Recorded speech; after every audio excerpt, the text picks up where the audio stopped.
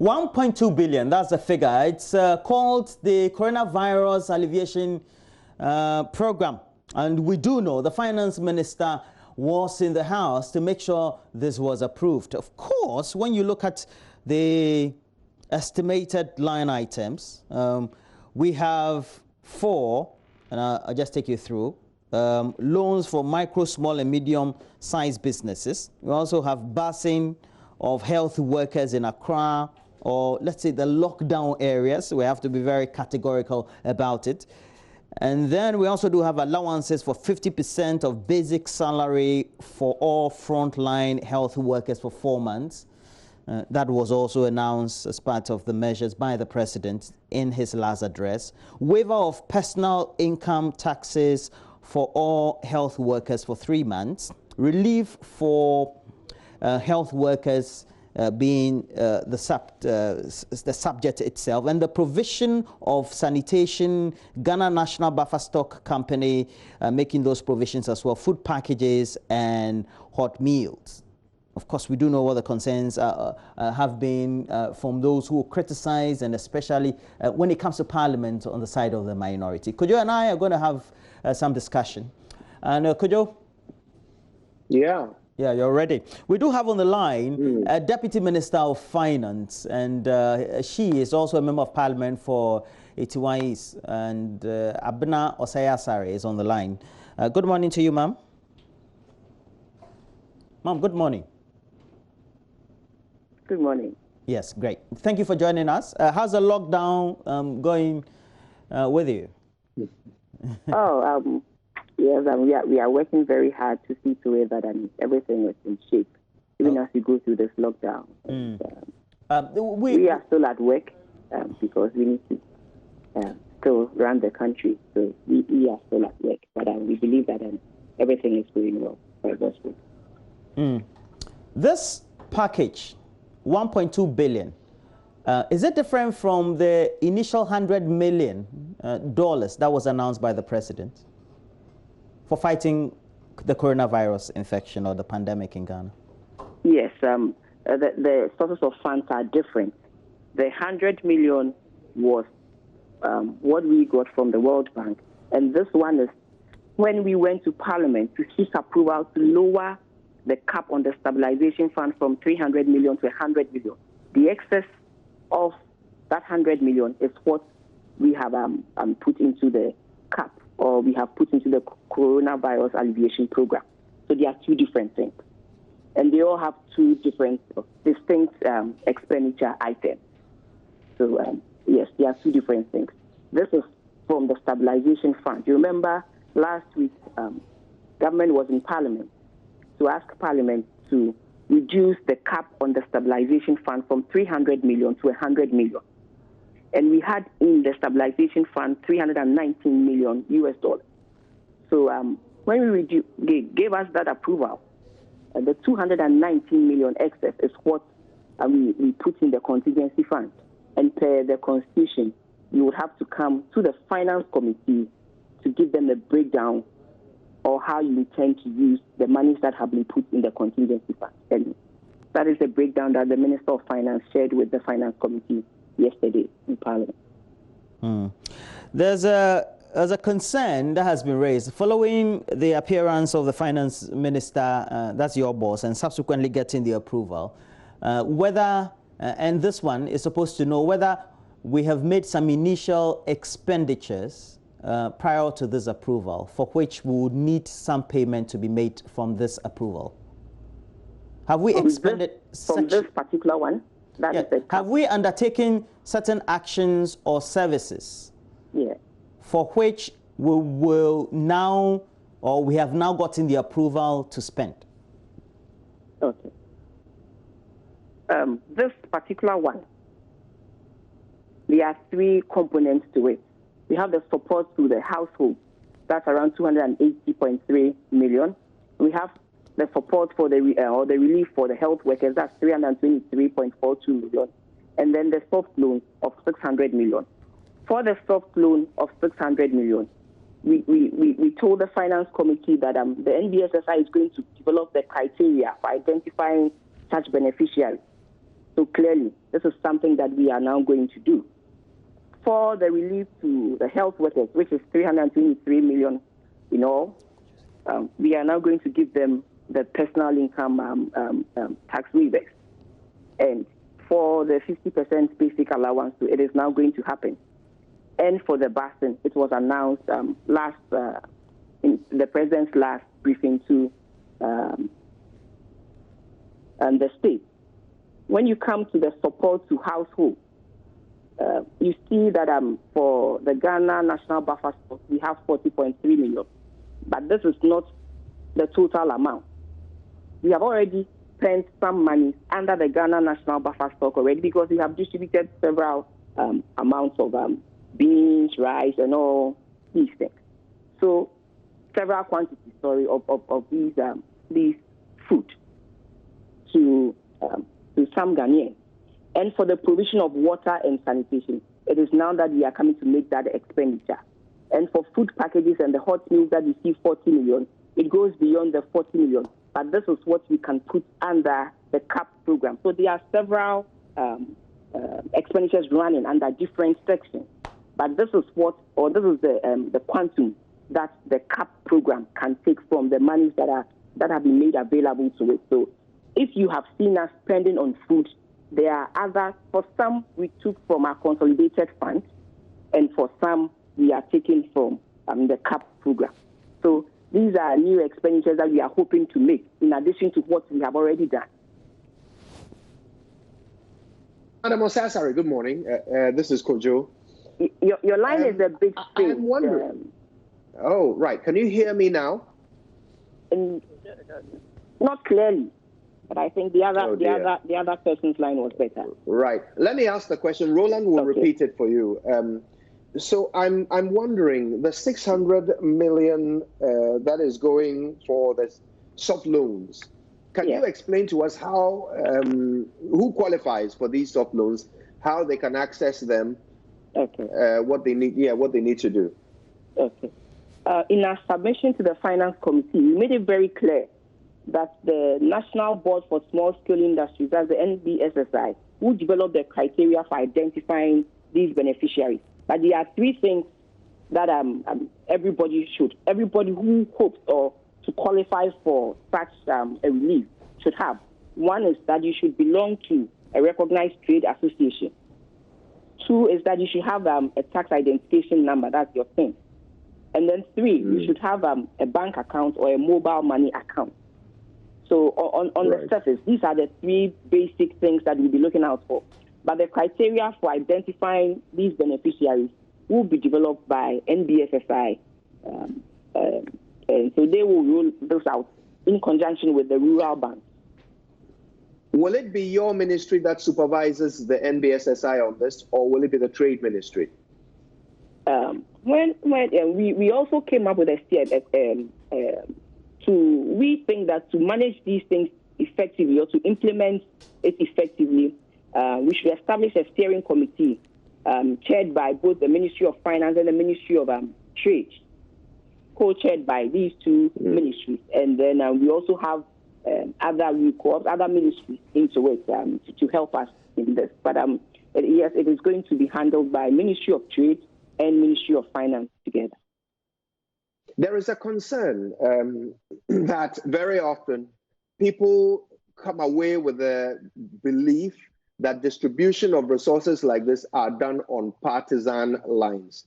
Can you explain to us what measures have been put in place to ensure that that cannot happen, even if somebody wants to do so, somebody at NBSSI wants to be partisan? What systems have you put in place to ensure that such a person cannot distribute such resources on partisan lines?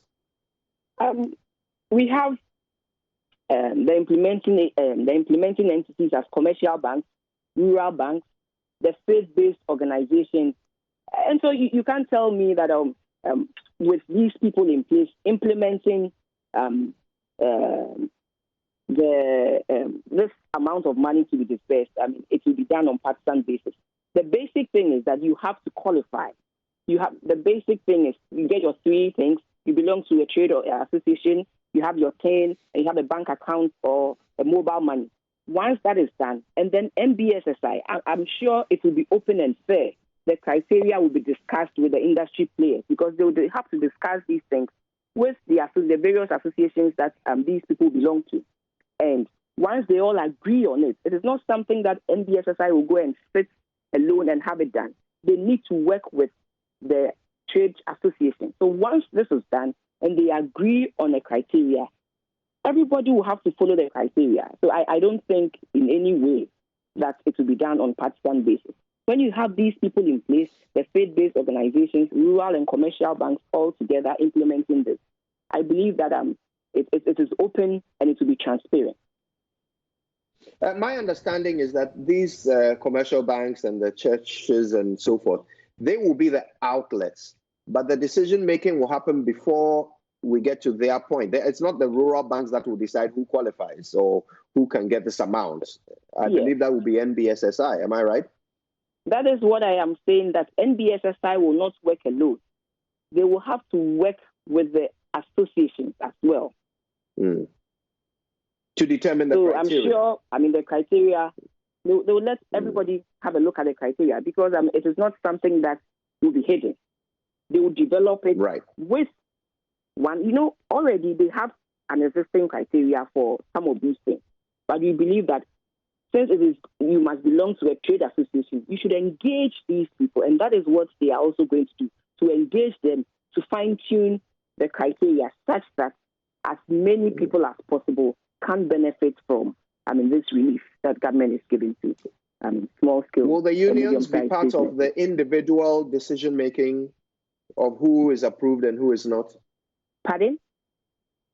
Will the unions participate in the individual decision-making of who is approved and who is not? It is not the unions, but trade associations.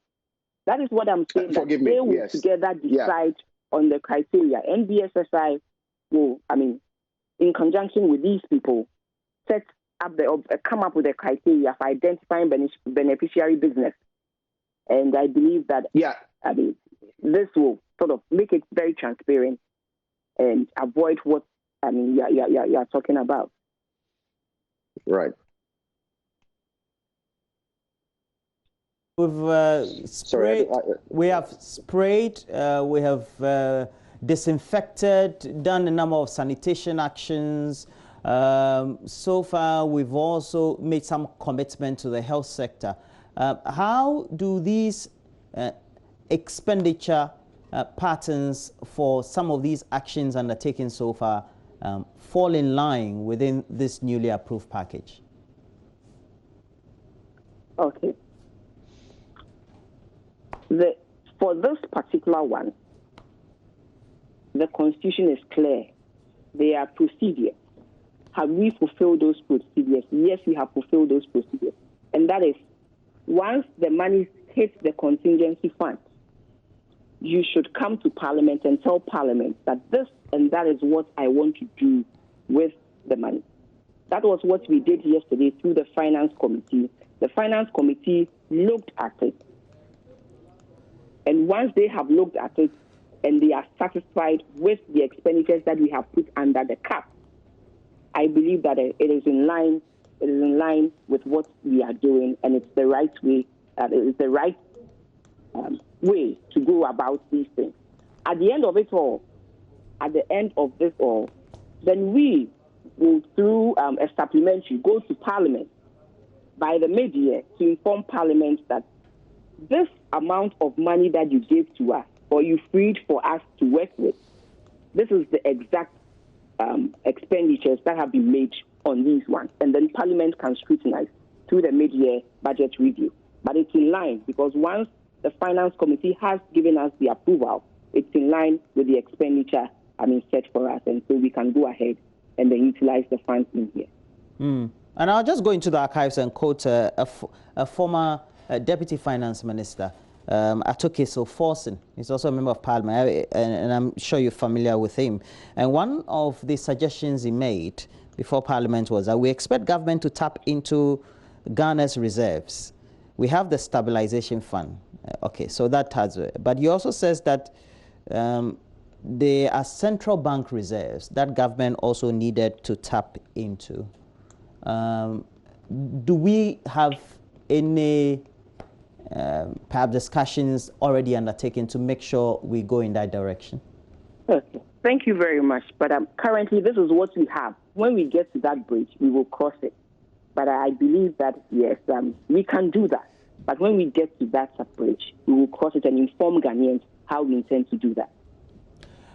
Beyond this package for the small and mid-sized businesses, we have big players in industry who largely will be affected by this. Their bottom line, their projections for the financial year will be affected by this. What is available for them? Okay. Government is also speaking to the commercial banks to assist businesses in that category. And so some work is also going on in that regard. Madam, do you mind if I ask, the packages, the food packages, today is Thursday. We have literally 1 day left of the lockdown. But you have only just received approval from Parliament to spend the money on these packages. So what does it mean?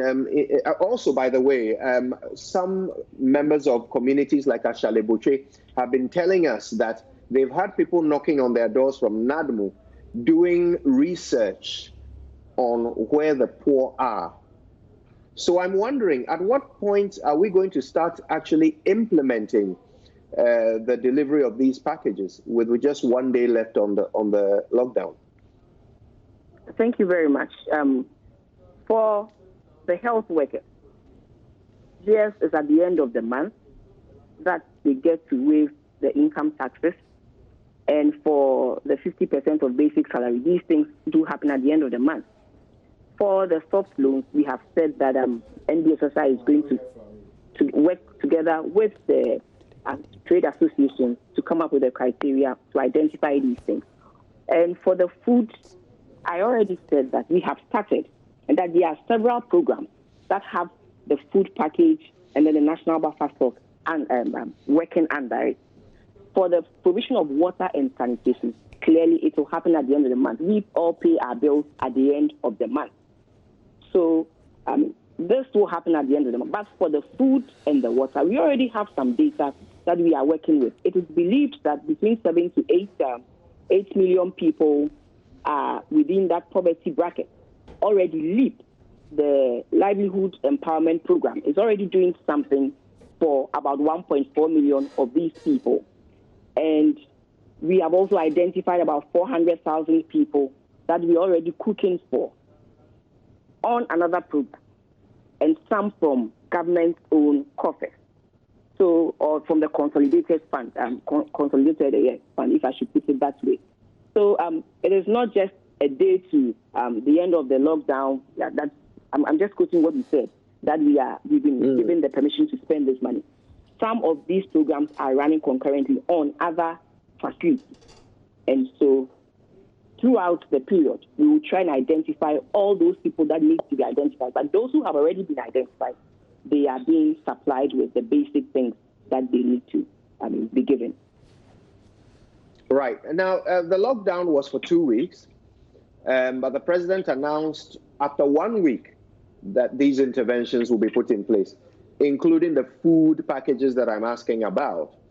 So in the estimation that, or in the amount, 1.1 billion that the finance minister got approved, the 280 million Ghana cedis for the food packages, how many days worth of food packages is that supposed to cover? The 280 million is not for the food package. 200 million of that is for provision of water and sanitation. And for the water, we have been given this amount that every month it will cost us between 64 to 65 million, to pay for water for the whole nation. So the 200 out of the 280 is for the provision of water and sanitation. 40.3 million of the 280 is going to the Ghana National Buffer Stock Company, and it is to procure food, beans, cassava, rice, and all the other food items that are needed for those people that will not get the hot meals and the food package, but rather be given these food stuff for them to cook on their own. The food package is for a 40 million Ghana cedis. So how much is being spent on the hot meals? The food packages and the hot meal is 40 million. That's what I'm saying. It's 40 million Ghana cedis. Right. And we are looking at around 1 million people. Right. Yes. So the question I'm asking is 1 million people over how many days? Over 1 million people for 5 cities over 8 days. Because like I told you, some program had already started for the food packages and the hot meal. And so this one is 1 million people at 5 cities for 8 days, and it comes to 40 million. Right. So that has already started. You've already started providing food for 1 million people every day. What I'm saying is the lockdown started 2 weeks ago, but this particular one, we are supposed to implement over 8 days. Meanwhile, there was another program running for the food packages and hot meals. Like I told you, there are several programs running. So we didn't start the food and hot the food and hot meal packages today, although it's not that we are going to start it today. We started long ago. But for this particular one, that's under the cap, we budgeted for 8 days of the food packages and hot meals, and that comes to 40 million. Right. So the 8 days are from when to when? Pardon? So the 8 days will start when and end when? We had 14 days. We had 14 days. So if we're saying that we're doing it for 8 days, then clearly we'll take it out of the 14 days. I just want to know whether people have been receiving food for 8 days, 5 cities a day for 8 days. That's what I'm trying to get at. So that's why I'm asking, when did they start receiving the food and when did they... these things are happening, you go to the ground where we are saying that we have distributed the food to see for these things for yourself. You go to Agogloshi, there are several places where you see, food being handed over to these people who really need the food to eat. So I believe that maybe you can also help by going around to identify and to see these things for yourself, and then you report to Ghanaians that this and that, or these are the areas where I have noticed that food is being given to, or hot meals are being given or served to citizens who, for one reason or the other, cannot do that on their own under this lockdown. Madam, perhaps I may not have made my question clear. I'm not asking whether it's happening. I'm asking the period over which it will happen. Our colleagues have already gone out there to see some food being given. So we know it is happening. Yes. The question I'm asking is when will it begin? When did it begin, and when will it end? The food packages and hot meal is for the lockdown. And under the lockdown, we had 14 days. And we are saying that it's simple budgeting. We budgeted for 8 days. So we would take the 8 days out of the 14 days. That's it. It's 14 days, and we budgeted for 8 days. Another program has budgeted for the 6 days, which started immediately the president announced the lockdown. So out of immediately the announcement was made, that this program people started giving food. 8 days. That is what we mean by the food packages and hot meals for 8 days. So I guess what I'm trying to get at is, from day one of this lockdown, government started giving people food every day? Yes. And what this, I believe we are talking about this program that we took to Parliament. And what I'm saying is that out of the 14 days, government can take only 8 days out of the 14 under this CAP program. And that is what we have budgeted for, and that is what the Finance Committee has given us permission to do. I guess I'm just a bit confused because the president announced the delivery of food on the 7th day, I believe. So we are saying that you were actually feeding people before the president announced that you will be feeding people. Kojo, you are not getting it. Right from day one. No, I'm not. right from day one, we knew that the lockdown was going to affect some people or going to affect all of us in different ways. Some people were not going to be able to get at least a meal a day.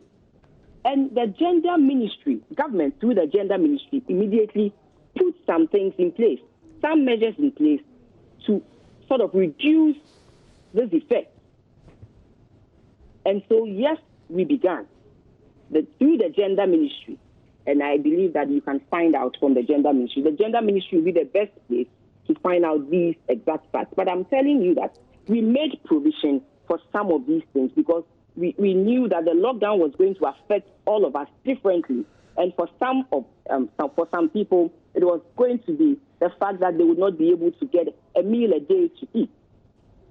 And so we made provision for some of these things. And like I said, this is not just the program or the money that government has spent under the coronavirus pandemic. There are several other funds, some from the consolidated fund itself, to help alleviate some of these side effects of the lockdown. So as I am saying, it is 14 days that the lockdown started, but only 8 days out of the 14 days that this particular program can fund. Yes, we gave some monies out. We gave some hot meals out, and I believe that you can also verify and check from the gender ministry.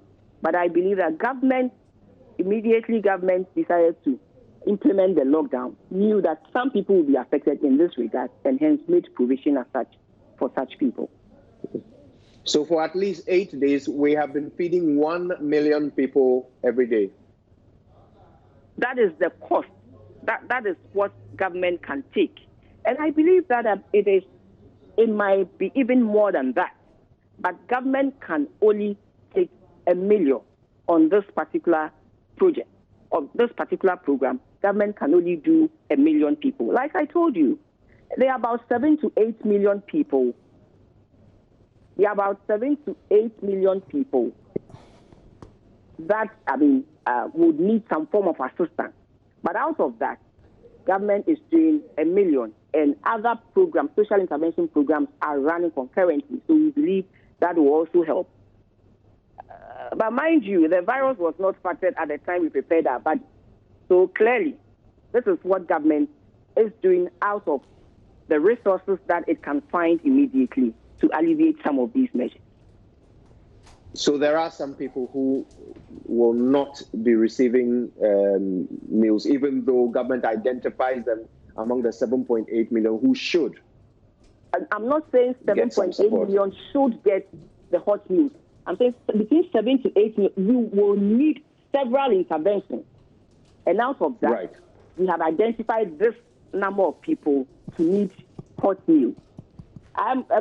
Kojo, let's go straight to what we think government is implementing, the amount of monies and things that government is focusing on to alleviate some of these hardships that have come as a result of the pandemic. And let's not, because it's really, really serious. We never budgeted for these things, but it has come, and government has to do something to alleviate the effects, the adverse effects of the coronavirus on its citizens. And this is what government feels we can do now. Resources are not limitless. It is limited. For even with the limited resources, this is what government feels I can do to touch base or to alleviate the hardship of this virus on its citizens.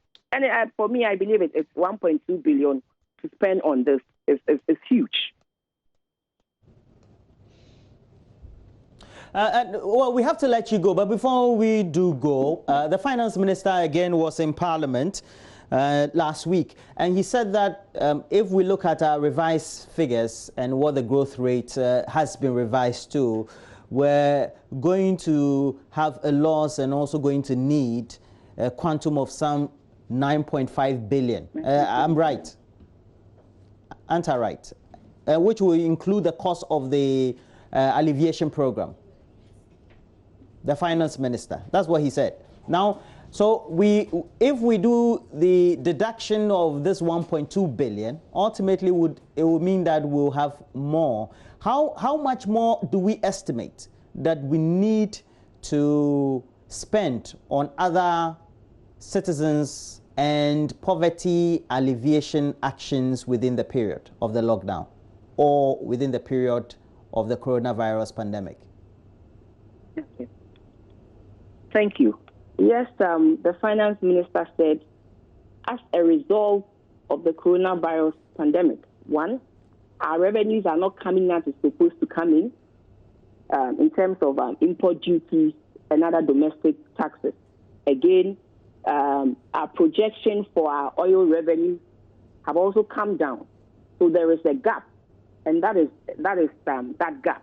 It is not the gap to feed or to sort of alleviate the impact of the virus, but it's the gap that has been created as a result of us, one, not getting the targeted or the estimated amount of revenues that we thought we were going to get, and two, having to spend some monies that were not or on items that were not budgeted for.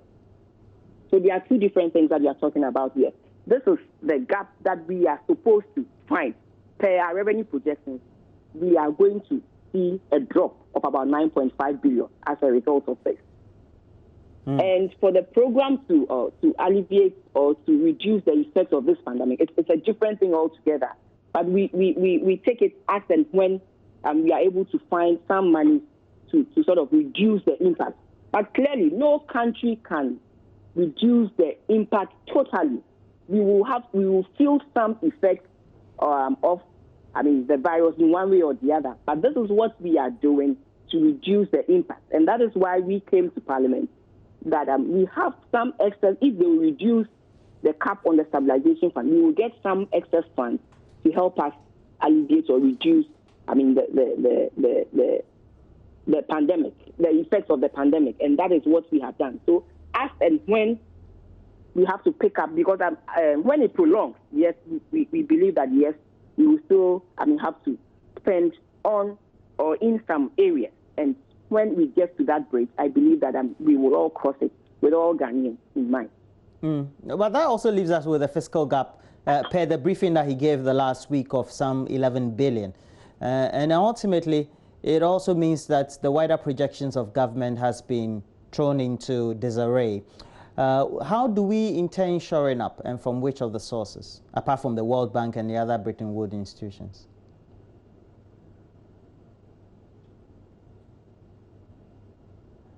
We are hoping that within 3 to 4 months, things will improve, and we will see some improvement in our revenue numbers. And also, we will fall on, like we said, when we have to fall on our reserves or fall on other sources of revenue, we will do that by announcing to Ghanaians that this is our intention, or these are the intentions of government to source out more revenue to help us run the economy as it's supposed to run. So when we get there, yes, we will come to Parliament and then let Ghanaians know that this is what we intend to do. But for now, we believe that we have this. Let's work with this and see how best we can manage the situation for now. Well, thank you very much. And we've been speaking to a Deputy Minister for Finance and Economic Planning, Abena Osei-Asare, Member of Parliament also for Etiwa East, helping us with all these discussions and the answers we were seeking to the approval of some 1.25 billion being expenditure for the coronavirus alleviation program as is being implemented by government.